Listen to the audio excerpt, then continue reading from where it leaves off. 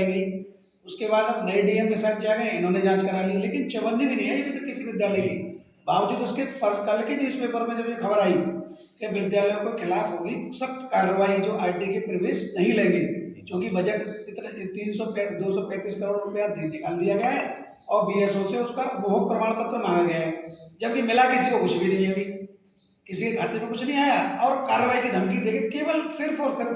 Private विद्यालयों की एक छवि खराब करनी और अभिभावक के दिमाग में ये डालना कि स्कूल वाले अब पैसा खा रहे हैं, जबकि आरटी के तहत जो बच्चे प्रवेश लेते हैं वो सब ऑनलाइन होता है लखनऊ के द्वारा,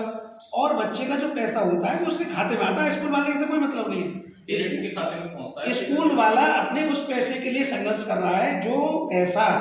उसने पूरे साल बच्चे को पढ़ाया, पढ़ाने के बाद भी जब लास्ट में पैसा देने की बारी आई सरकार की, तो कई बार सूचियों के माध्यम से कि सूची लाइए, ये लाइए, अभी डीएम जांच करेंगे, फिर सीडीओ में हेड साहिबा जांच करेंगी, फिर नई डीएम आगे ये जांच करेंगी, जब और एक्सेल मतलब एक माइक्रोसॉफ्ट एक्सेल के टाइम्स रोमन 12 नंबर के फॉन्ट पे बना के देनी है, जबकि उसका कोई औचित्य नहीं है, क्योंकि पूरी जानकारी टोटल जानकारी ऑनलाइन है, हर बच्चे का डाटा पोर्टल पर अंकित है, विभाग को सब पता है कि कितने बच्चे किस विद्यालय में ऑनलाइन पढ़ रहे हैं। और सबसे मुख्य बात मैं बताऊं आपको बंधुओं कि हर बच्चे का मोबाइल नंबर है, उसमें एक और अल्टरनेट मोबाइल नंबर भी है। अगर सरकार की या प्रशासन की शासन की मंशा सत्यापन करने की है तो वो फोन नंबर के माध्यम से वास्तव में पूछें कि भाई आप पढ़ रहे हैं कि नहीं पढ़ रहे हैं, कौन से विद्यालय में पढ़ रहे हैं, आपसे कोई पैसा लिया जा रहा है कि नहीं लिया जा रहा, तो वो आपको दी गई है। इसमें जो सूचना दी गई है इसमें साफ लिखा हुआ है कि आपको पत्राजात 20 तारीख तक जमा करनी है, 20 मार्च तक, जबकि ये सूचना 21 मार्च को डाली गई है, नीचे बीओ साहब के साइन हो रहे हैं, और 21 तारीख को डालने के बाद ये कहा गया कि 22 तारीख को इसे अविलंब जमा कर दिया जाए हर हाल में। 12 नंबर का टाइम्स फॉन्ट बना के एक्सेल शीट पर आरटी के जो बच्चे पढ़ रहे हैं, और एक फॉर्म में जो इसका फॉर्मेट है साहब, एक फॉर्मेट के बिंदु देखिए आप, एक फॉर्मेट के साथ 1 2 3 4 5 6 7 8 9 10 11 12 13 बिंदु है ये, और ये सारे बिंदु वही हैं जो बच्चे के पोर्टल पे पड़े हुए हैं, ऑनलाइन पोर्टल पे पड़ा हुआ है पूरा, अगर वो क्लिक करेंगे तो सब कुछ मौजूद है। गवर्नमेंट की व्यवस्था सब ऑनलाइन है, वही भेजते हैं अपने, उनके पास सभी पूरा रिकॉर्ड मौजूद है। और इसमें देखिए साहब, ये ऊपर ये भी लिख रहा है समयबद्ध और अति महत्वपूर्ण शासन की प्राथमिकता पर है, लेकिन 20 तारीख तक हमें जमा करना था, मैंने हेडलाइन भी कराई, लेकिन 21 तारीख को जारी किया गया और 22 तारीख तक मांगा है इसको। अब होली के अवकाश हो गए, कहाँ से पेरेंट्स को बुलाएं, कहाँ से उसका डिटेल मांगे, कहाँ से रिकॉर्ड मांगे, और जबकि विभाग पे मौजूद है, पोर्टल पे सब कुछ पड़ा हुआ है। अच्छा, पैसा किसी का नहीं आया, पैसा भी किसी का 1 रुपया भी नहीं आया है। एजुकेशन एसोसिएशन सरकार की उन नीतियों के अंदर काम करना चाहता है, जो नीतियां बनाई गई हैं उनको सही तरह से अमल में लाया जाए, उसमें ट्रांसपेरेंसी होनी चाहिए, ना कि उसकी नीतियों के नाम पर स्कूल का या अभिभावक का या बच्चे का किसी का भी शोषण नहीं होना चाहिए, क्योंकि इंडियन एजुकेशन एसोसिएशन तो सभी के लिए काम करता है। इंडियन जब सरकार के आदेश का अनुपालन हो रहा है, और आप भी का कहना भी यही है कि हमें उसमें कोई आपत्ति नहीं है उनकी नीतियों के अगेंस्ट में, तो फिर आप इस बात को कैसे कह सकते हैं कि आपका शोषण किया जा रहा है? सरकार की नीतियों में इसमें प्रॉब्लम ये है कि बार बार सत्यापन के नाम पर परेशान किया जा रहा है, और मतलब जो है तो स्पष्ट बताइए ना जी, बिल्कुल। मेन बात ये है कि जब सरकार पूरा सिस्टम ऑनलाइन है, सब पूरे जानकारी सरकार के पास है, सरकार खुद इसको मतलब बच्चों को स्कूलों में अपने लेटर हेड पर बना करके बीएसए सब के उसके माध्यम से आते हैं, फिर वो सत्यापन में मतलब जो हम स्कूल वालों को बार बार परेशान क्यों किया जाता है? आप और एक बार नहीं 5 बार सत्यापन, इसका हम रिजल्ट वगैरह बनना है, हम लोग रिजल्टों में परीक्षा बच्चों की परीक्षा फल की वही हमारी मूल चीज है। अब ये आ गया साहब आदेश कि आपको ये कल तक जमा करना है, अब सारे काम छोड़ के डाटा पैसा करना, ये भी सर शोषण ही है। साथ में जब आप लिस्ट लेके जाएंगे तो बिना पैसे के कुछ भी जमा नहीं होगा, कुछ भी अपना देके जाओ, कोई कहता है बिस्कुट देके जाओ, कोई कहता है कुछ देके जाओ, चक्कर जिसकी शुल्क प्रतिपूर्ति सरकार द्वारा प्रति माह के हिसाब से की जाती है, जो फिलहाल में 450 रुपये महीने सरकार को स्वीकृति की गई है यूपी गवर्नमेंट के द्वारा। अब उस फीस को देने में भी सरकार बड़ा देर करती है, आनाकानी करती है, विद्यालय में उत्पीड़न होता है भौतिक सत्यापन के नाम पर। फिजिकल 5-6 बार सत्यापन हो चुका है फिजिकली, और वैसे मतलब जो है, और सरकार पैसा पूरा देना चाहती नहीं है, और आगे बच्चे भेज दिए जा 24-25 के बच्चे भेज दिए गए स्कूलों में। जबकि एकदम सरकार बार हमसे ये कह रही है कि सरकारी स्कूलों में कायाकल्प हो रहा है, सरकारी स्कूल नाम बढ़ रहा है, फिर 4 लॉटरियों के माध्यम से आरडी बच्चे क्यों भेजे जा रहे हैं? पहला प्रश्न तो हमारा ये है। तो सरकारी विद्यालय बढ़िया होता है तो वही बच्चे। अभी कल परसों न्यूज में ये दिया है कि सभी विद्यालय, और जबकि मतलब पैसा अभी आया ही नहीं, 5-6 बार सत्यापन के बावजूद भी बार बार फिर सत्यापन के माध्यम से शोषण किया जा रहा है। कुछ ऐसे भी प्रबंधक हैं, महिला प्रबंधक हमारी ग्रीनलैंड पब्लिक स्कूल की महिला जो बेचारी सिंगल जो किडनी हाँ पर काम कर रही हैं बेचारी, और वो भागों में अब परसों गए थे हम लोग, परसों BSO साहब के यहाँ गए थे हम लोग धरना को ज्ञापन देने के लिए। तो वहाँ अचानक मतलब उनकी मैडम की तबीयत खराब थी तो वो निकल गए थे। तो उसी पीरियड में मैडम काफ़ी लोग हम पहुँचे थे विद्यालय वाले, और वो ज्ञापन नहीं दे पाए थे।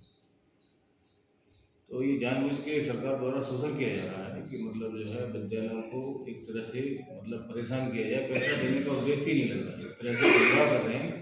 और एक भ्रामक मतलब न्यूज उसमें निकाल दी गई कि पैसा उनको दे दिया गया है, किसी भी विद्यालय के अलीगढ़ जिले में तो नहीं मिला है, रुपया भी किसी का नहीं मिला है। तो हम इस बात से बहुत आहत हैं कि मतलब जो है